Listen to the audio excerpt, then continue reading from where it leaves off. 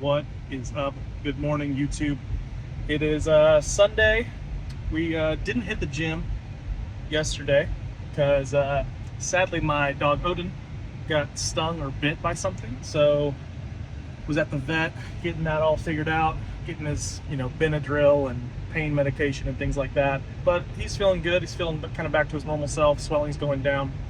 We just ran through Starbucks, sugar-free vanilla latte, a couple shots of espresso to get pumped up, and a little bacon Gouda sandwich because I can't really do legs fasted. So hitting legs on a Sunday, gonna do some meal prep and gonna just kind of chill and relax. So let's get it. Big bodybuilding money saving hack. Check out your local carnicerias. It's a meat market, but yeah, you're gonna get a lot of good meat, a lot of good vegetables, tortillas, all sorts of things for way cheaper, pre-marinated, so it's gonna save you a lot of time, and yeah, and it's gonna taste way better. Honestly, the marinades and everything are way better than what you're gonna do at home. So why waste the time when you could be recovering or lifting weights? Just let someone else marinate your meat. Some places you can even get it pre-cooked, and it's super affordable. What I would typically spend at Sprouts or any other grocery store for just meat and vegetables, I probably spent 60% of that at La Azteca. But yeah, La Azteca, La Michoacana, any kind of meat market, if you just type in carniceria, no matter where you are, you probably have one. It might be worth a drive, but it'll be worth the cost and saving you time and making sure that your meal prep is super delicious. So don't make the mistake of trying to do it all yourself. Save yourself some time, because you're still gonna have to do all the cleaning, the dishes, the cooking, all that other stuff. And why do you want to do all that if you don't have to? So yeah, so we all do it. Went, bought a bunch of groceries, but also went to drive-through. Was craving a torta. Lunch. Got the minimalist creamy salsa. This is by far the best salsa I've ever had. You can get it at Sprouts, Central Market, online. I have a code if you want to use, get 15% off, BO15, BO15.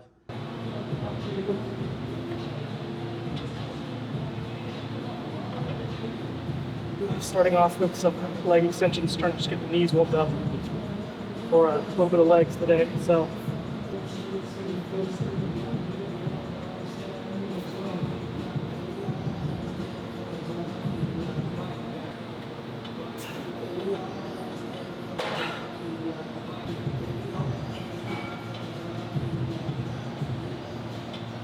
and then getting into some working sets. Trying to push pretty close to failure with this without the knees hurting too much. And once the knees feel good, probably feels safe to move on.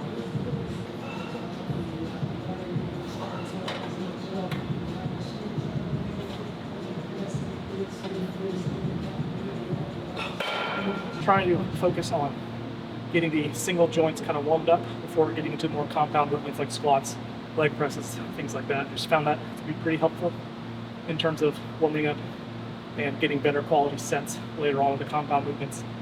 Just taking care of the knees, hips, making sure everything's engaged.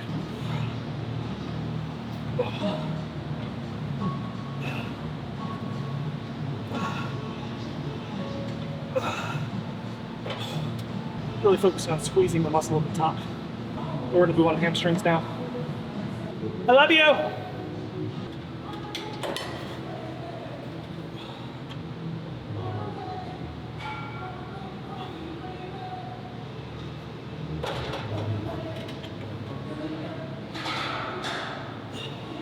With the hamstrings, what I'm really focusing on is that eccentric load, getting that hamstring stabilized in the lengthening phase where all that growth is going to occur.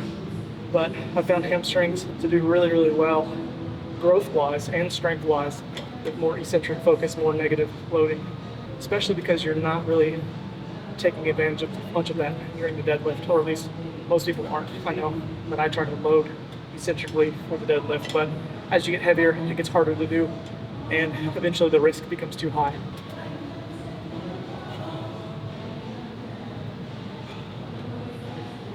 Trying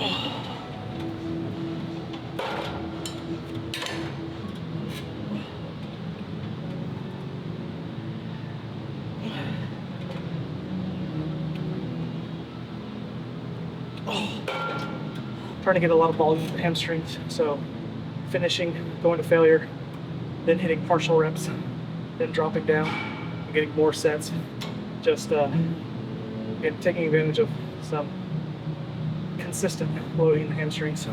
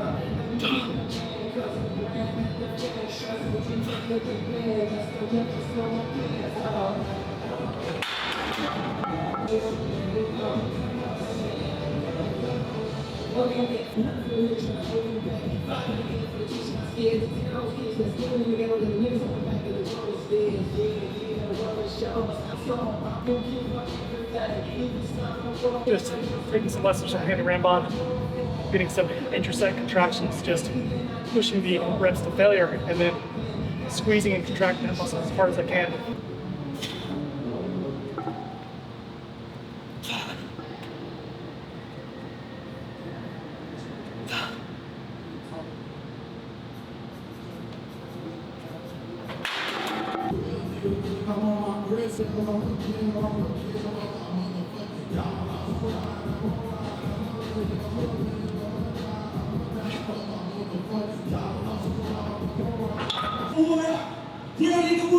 If you ain't about that work, ain't that pussy, shut up. If you hit me in your ass, I get your pussy ass sucked up. When you touch that out,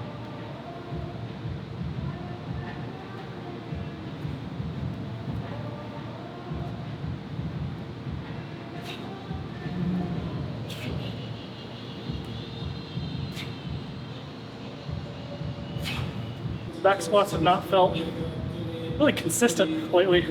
I've started kind of implementing more thorough warm-ups, not hitting squats as my first movement. Leg extensions, tib raises, hip presses, other ways to kind of just get the muscles warmed up and engaged. But one thing I've also added lately is incorporating the belt for more core bracing, pushing into the belt before I get loaded. I've always just been so quick and aggressive with my squats that I feel like I tend to lose core tension. So hips get disengaged, core gets disengaged, and I'm asking just too much of my quads and knees.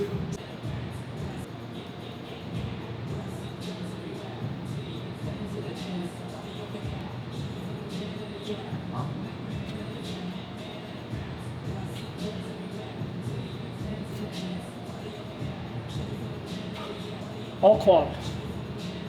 An all quad back squat. Only thing I feel. That's the goal.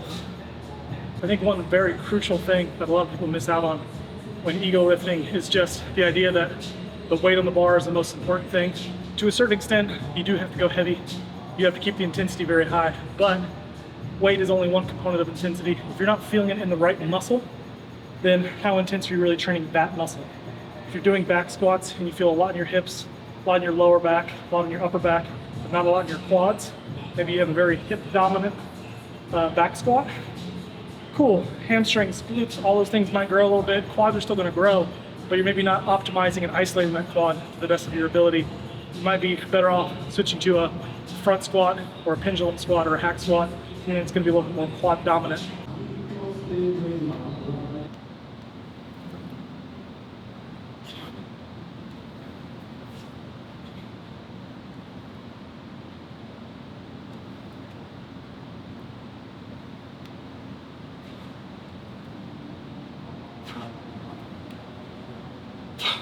not heavy, but it feels right. It feels right in the right places. So rebuilding the squat, reconditioning the quads to move load more effectively and not compensate in other areas, namely the knees. So able to squat without knee pain, able to squat with good quad activation, even though it's a little bit lighter than I'm used to. The sensation feels great though.